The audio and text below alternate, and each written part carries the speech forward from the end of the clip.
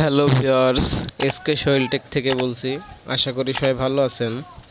আজকে আমরা একটি সিঙ্গেল ফেজ মোটর বাঁধার পরে কিভাবে কয়েল বের করতে হয় প্র্যাকটিক্যাল করে দেখাচ্ছি। তো দেখতে পাচ্ছেন আমরা সোল্ডারিং করতেছি।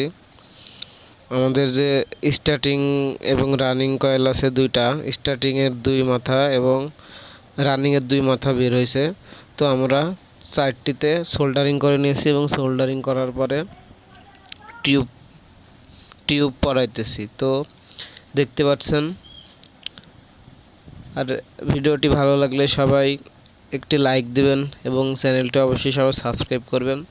আর নেক্সটে কী ধরনের ভিডিও চান অবশ্যই কমেন্ট করে জানাবেন।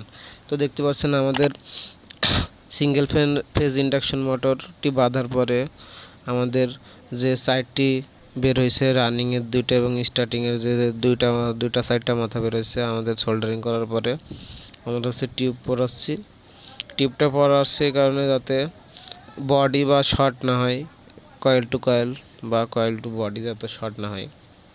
তো দেখতে পাচ্ছেন আমাদের কয়েল পড়ার প্রসেসিং চলতেছে, কয়েল পড়ানোর প্রসেসিং চলতেছে। তো কয়েল পরানোর পরে কটন দিয়ে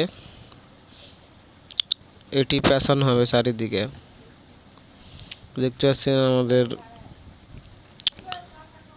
টিউব পরানোর প্রসেসিং চলতেছে। টিউব পরানোর পরে এখন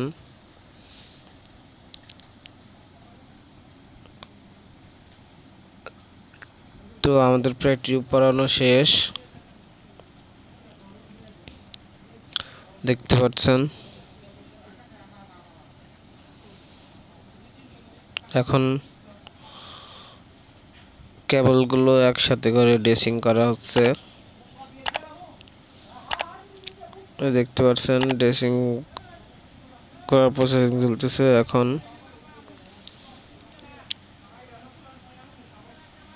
কটন কাপড় আছে, কটন দিয়ে এটি বেঁধে দেওয়া হবে চারিদিকে রাউন্ড দিয়ে। দেখতে পাচ্ছেন কটন দিয়ে বাঁধা হচ্ছে।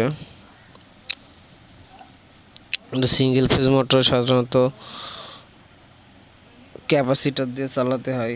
তো ক্যাপাসিটার কানেকশন কীভাবে করে যদি আপনারা চান তাহলে অবশ্যই কমেন্ট করে জানাবেন। নেক্সটে আমি ভিডিও দেওয়ার চেষ্টা করব। তো অবশ্যই ভিডিওটি দেখার জন্য সবাইকে অসংখ্য ধন্যবাদ। ভিডিওটি ভালো লাগে একটি লাইক দিন, আমাদের চ্যানেলটি সাবস্ক্রাইব করে আমাদের সাথেই থাকুন।